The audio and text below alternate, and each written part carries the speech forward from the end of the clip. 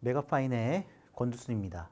자, 오늘은 한국은행 기출문제를 우리가 풀기 전에 우리가 이제 그전 선행연구를 보는 방법에 대해서 좀 설명을 좀 하겠습니다.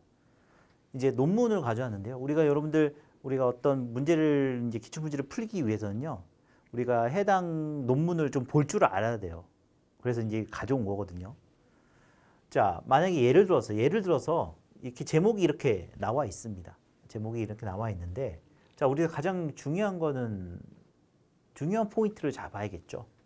자, 어떤 포인트를 잡을까요? 자, 먼저 키워드를 먼저 잡습니다. 그리고 여기 보면 전자상거래. 자, 그 다음에 또 여기 뭐예요? 자, 감정 반응. 그 다음에 소셜 커머스. 자, 그리고 이게 지속 이용 의도의 의도라는 겁니다.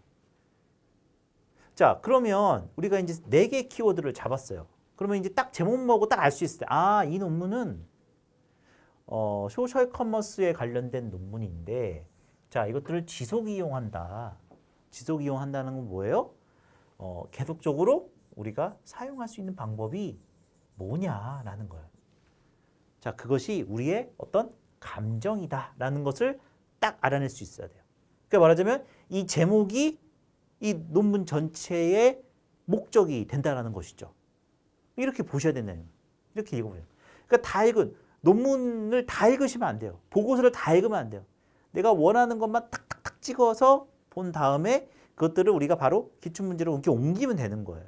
자, 이것이 굉장히 중요한 거예요. 자, 뭐 논문을 다 읽고 우리가 기출문제 쓴다면 잘 안 써져요. 그러니까 우리가 포인트를 잡은 다음에 그거를 머릿속에 간단하게 기억을 하고 그 다음에 여러분 작성을 하는 것이 굉장히 중요한 거죠. 자, 그렇다면은 우리 한번 좀 보도록 할게요. 자, 여기서는 자, 초록은 이렇게 구성이 되어 있어요. 첫 번째는 어떤 이 주제 현황에 대한 설명이라는 것이죠. 그러니까 뭔가가 위에서는 뭔가 우리가 이제 어떤 문제를 제기를 할 수가 있고요. 그리고 이제 만약에 이게 이제 금융이다. 그러면은 전반적인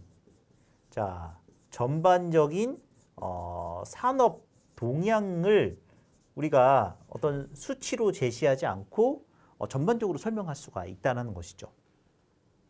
자, 여기 보면 본 연구의 목적이라는 것이에요. 본 연구의 목적은 지금 이거 얘기한 거예요. 자, 이 제목을 풀어 쓴 거예요. 자, 이렇게 우리가 보시면 돼요. 그리고 이제 여기서는 이제 세 번째는 뭘 강조했어요? 우리는 감정 반응 강조한 거죠. 자, 소셜 커머스를 재이용하는데 가장 중요한 거는 감정 반응을 강조한 거구나라고 이제 제시를 해주는 거예요. 이렇게 보시면 돼요. 모든 논문이 이렇게 되어 있어요. 자, 이제 네 번째는 뭐예요? 그 다음에 이제 설문 분석을 하겠죠. 설문 분석을 하고, 자, 누구를 대상으로 할 거냐? 그러면 이렇게 결과가 나오게 된다는 것입니다. 그렇죠? 자, 그래서 결과가 나오고 마지막은 간략한 시사점이 나오는 거예요. 기대 효과라는 거예요. 그러니까 우리가 좀 봐야 될 건 뭡니까? 이것만 보시면 돼요. 이거는 다 필요 없는 거예요. 그러니까 보실 때는 자, 이것만 보면 이 논문의 전체적으로 확실하게 이해가 된다라는 거예요. 그죠? 자, 그래서 가장 중요한 거는 이렇게 보시면 될 것 같아요. 그래서 먼저 우리가 제목을 본다. 제목을 보고 먼저 키워드를 쪽쪽쪽 뽑아낸 다음에 자, 그거에 대한 초록이 나오게 될 거예요. 초록에서 맨 위에 거 동향들을 좀 보고 아니면 문제를 제기하는 걸 보고 그 다음에 본용의 목적은 이게 제목과 같다. 제목을 풀어 쓴 거다. 그 다음에 이 두 개를 보시고 마지막은 뭐예요? 마지막은 대체 뭐냐? 이거다. 이거구나. 이거를 연구하기 위해서 그런 거다. 그러니까 이 내용 설명을 다른 보고서를 또 설명할 거예요. 그걸 보시고 여러분들이 딱 판단하시면 되는 거예요. 그러니까 어렵지 않습니다. 그렇죠? 그리고 주제어는 앞에 있는 키워드를 가지고 쓴 거죠. 예. 자, 그렇게 된 겁니다. 자, 그 다음에 서론을 가볼게요. 서론. 자, 우리가 서론을 가게 되면요. 자, 맨 위에 좀 보시면 좋을 것 같아요. 자, 여기 보면 전반적인 주제 현황이라고 볼 수 있는. 전반적인 주제 현황은 아마 초록에서 설명한 거를 글에 그대로 가져와서 좀 더 넓힌 거죠. 광범위하게 쓴 거죠. 그러니까 전반적인 주제 현황은 이 주제가 중요한 이슈라고 강조하고 있는 거예요. 이렇게 보셔야 된다는 거예요. 항상 서론에는 이 주제가 중요한 이슈라고 강조해요. 이 부분 굉장히 중요한 거죠. 이 부분 꼭 읽어보시는 체킹. 그리고 또 뭐예요? 자, 용어의 정의와 특성은요.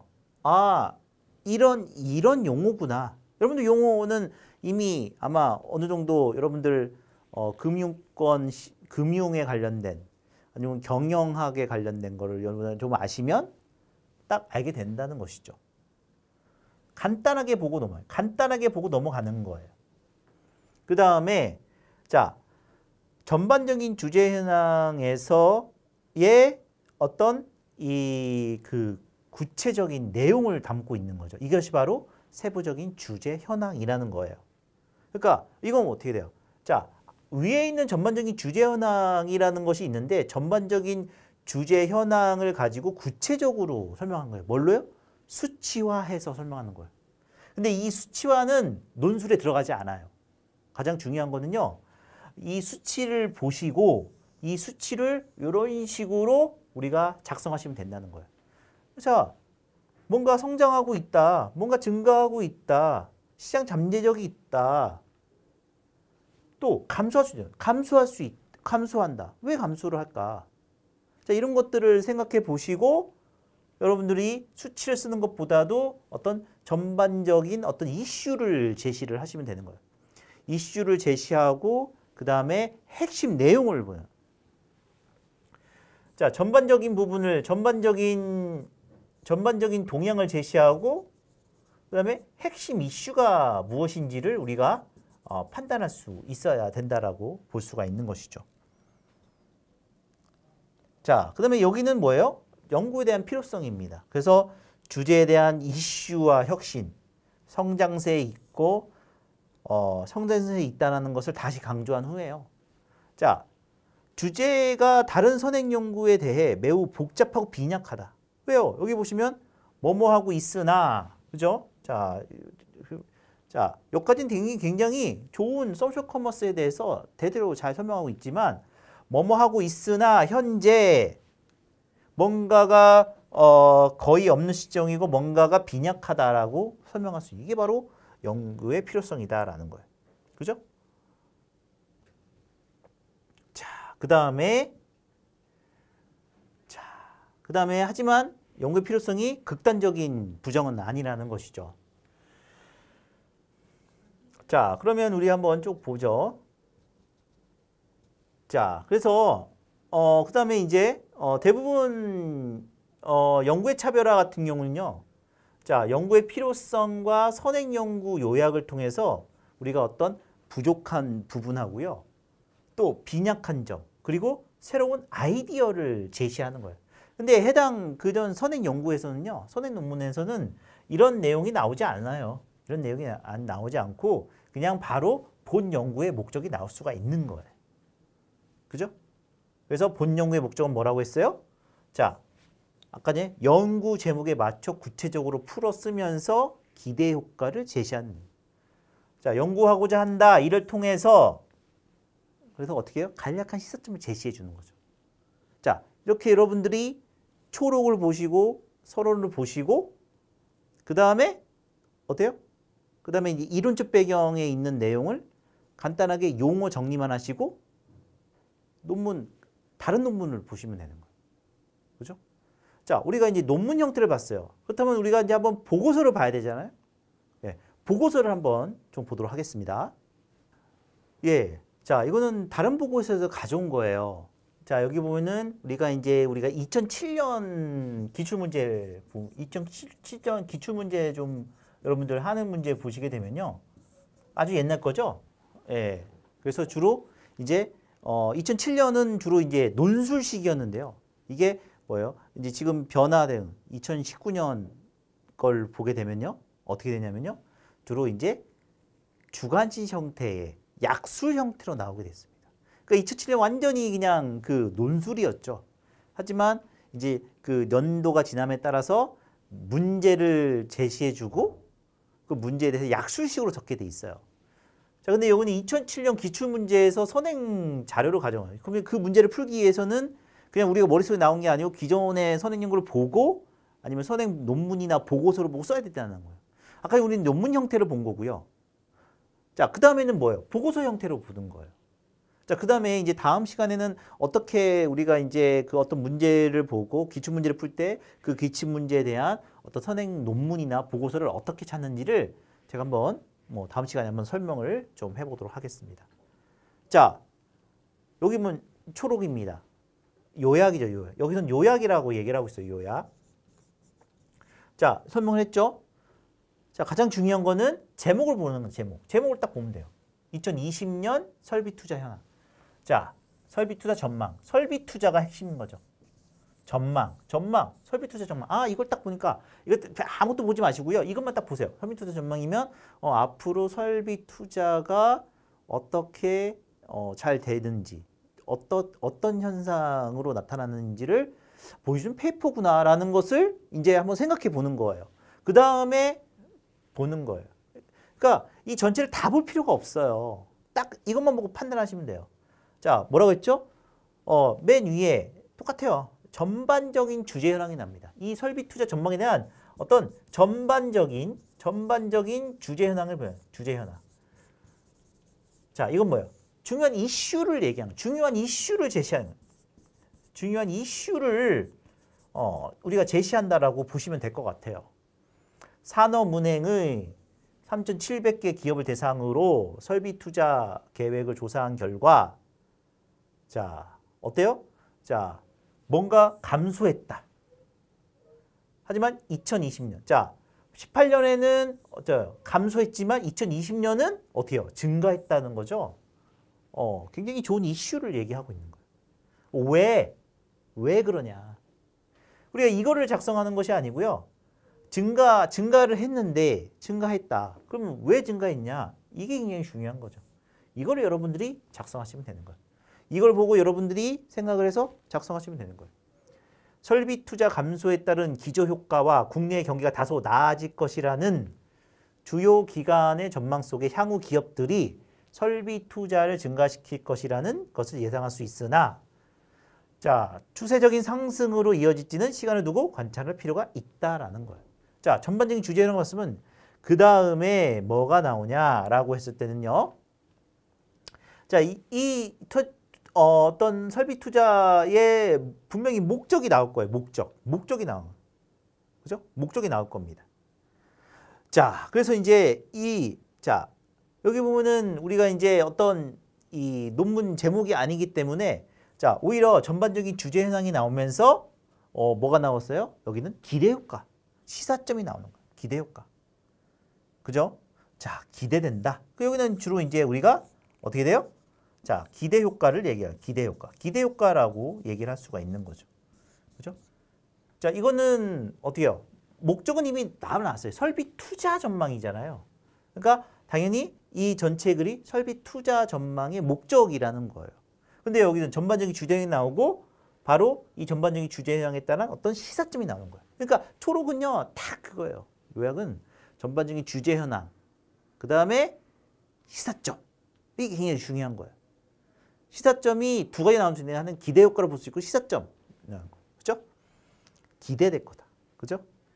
자, 왜 2020년에는 자, 왜 기대가 되냐? 2020년에는 어떻게 돼요? 자, 메모리 가격 하락세 진정과 비메모리 반도체 투자 추진, 5G 서비스 확대.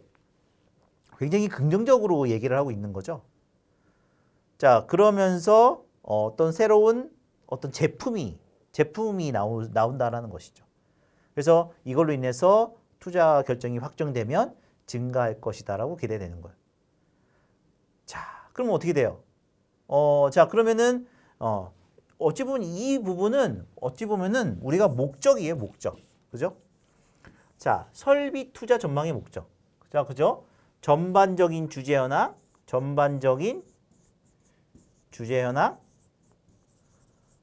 그 다음에 설비 투자 전망이니까 당연히 여기는 전망이 나오겠죠, 전망. 그러니까 어찌 보면 여기가 목적이 될 수가 있다. 그럼 마지막으로 뭐가 돼요? 여기는 당연히 시사점. 기대 효과라는 거예요. 자, 여러분들 이 틀을 생각하고 보시게 되면요. 여기 기대된다라는 말이 위에는 없어져야 돼요. 없어지고 증가할 것이다 라고 끝내야 돼요. 그러면 설비 투자 전망에 대한 목적을 얘기하고 있는 거잖아요. 그러니까 여기서는 첫 번째는 전반적인 주대항, 두 번째는 목적, 세 번째는 시사점이다. 이렇게. 자, 이것만 보고 그 다음에 논문 전체를 판단해버리면, 아니, 이 보고서 전체를 판단해버리면 되는 거예요. 자, 근데요, 여기 보면 시사점이라는 거 있잖아요. 시사점. 시사점인데, 자, 이 시사점을 보고 좀 이해가 안 된다. 그러면 어떻게 돼요? 맨 뒷장에 가면요, 시사점이라는 것이 있어요. 자, 그것을 한번 좀 보도록 하겠습니다. 예, 그래서 우리가 봤죠? 자, 초록에서는 전반적인 주제 현황, 또 뭐죠? 그 다음에 목적, 설비 투자의 전망의 목적, 그 다음에 마지막에 시사점이 있는 거예요. 그럼 우리가 논술을 쓸 때는 이렇게 쓰시면 돼요. 전반적인 주제 현황, 그 다음에 또 뭐예요? 자, 목적을 쓰실 때는 어때요? 그 문제의 목적을 쓰시면 돼요. 문제에 대한 어떤 목적에 대해서 작성하시면 돼요. 마지막은 뭐예요? 이거에 대한 어떤 시사점이 뭐냐, 이런 식으로 쓰시면 되는 거예요. 조금 더 구체적으로 다음에 설명하도록 하겠습니다. 자, 그러면 시사점 보고 이거 잘 이해가 안 된다. 그러면 바로 맨 마지막에 시사점을 보시면 되는 거예요. 그러면 앞에 있는 내용이 이해가 되는 거예요. 그 논문과 보고도 다 읽을 필요성이 없어요. 그죠? 제목 보고, 전반적인 주제 현황 보고, 그 다음에 목적 보고, 마지막은 시사점만 보면 된다. 시사점이 좀 부실하면 맨 마지막에 내용을 보시면 되죠. 자, 나아질 것이라고 전망된다. 나아지고 있나요? 나아지고 있죠. 그리고 계속적으로 어떻게 해요? 증가 추세에 있다. 설비 투자 추이 전망이. 자, 이렇게 가고 있는 거예요. 그러면서 어떻게 정책적으로 어떻게 지원할 거냐? 자, 위축세를 완화한다. 자, 그러면서 당연히 설비 투자 확대로 인해서 여건 조성을 마련할 필요성이 있다.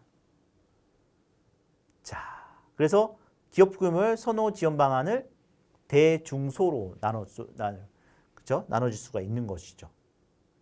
그리고 그 다음에 뭐 한계점이 올 것이다. 우리가 시사점이라는 것을 작성할 때는, 자, 먼저 이제 우리가 가장 중요한 거는 우리가 이제 그 어떤 이 보고서에 대한 어떤 해석이 중요하죠. 해석, 두 번째 발전 방안. 그죠? 해석 발전 방안, 그 다음에 한계점. 자, 그 다음에 한계점을 자, 극복하기 위한 자, 방안이 무엇인지를 우리가 도출해내면 된다라고 볼 수가 있는 거죠. 자, 그렇기 때문에 우리가 어떤 선행 논문을 보는 방법, 그리고 선행 보고서를 보고 우리가 이제 판단을 해서 이제 작성할 수 있는 거죠. 그래서 우리가 이제 어떤 그 문제에 대해서 선행 연구나 논문을 찾을 때는요.